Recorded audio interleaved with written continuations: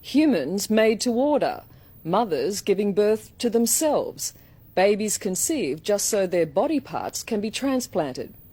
Come with me into the scary new world of cloning.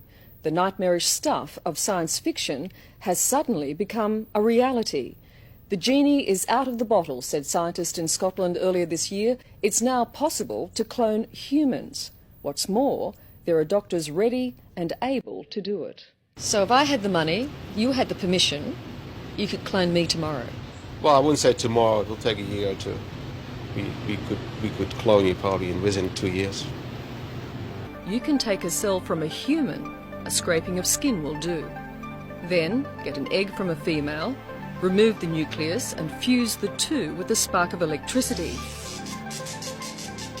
And ta-da, you have an embryo.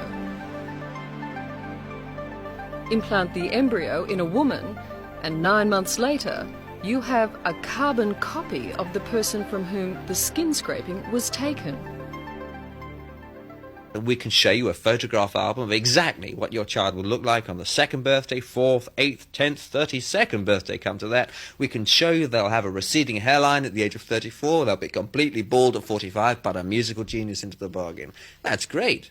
And there are people who would be prepared to pay hundreds of thousands of dollars for that kind of pedigree result, guarantee, especially if they can't have children of their own.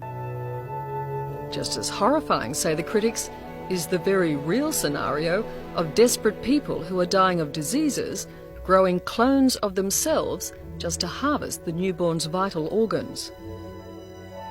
Human life has zero value in such a situation. Human life before birth becomes just a means of manufacturing organs. The fact is we don't have the technology to grow an individual organ in a test tube because it needs a blood supply, it needs a liver, it needs kidneys. But we can produce organs in whole people. But what happens when you don't want the whole person? In fact, the whole person will be a nuisance, where you just discard it like everything else we discard. And this is horrendous. Would you feel comfortable about cloning for human body parts? No, I don't think that's an appropriate thing to do if it would harm the newborn child, because the newborn child should be treated like any other child in the world and be given all of the rights of human dignity. So it would be totally unethical to have a new child born and take a heart out of that child. That would be equivalent to murder.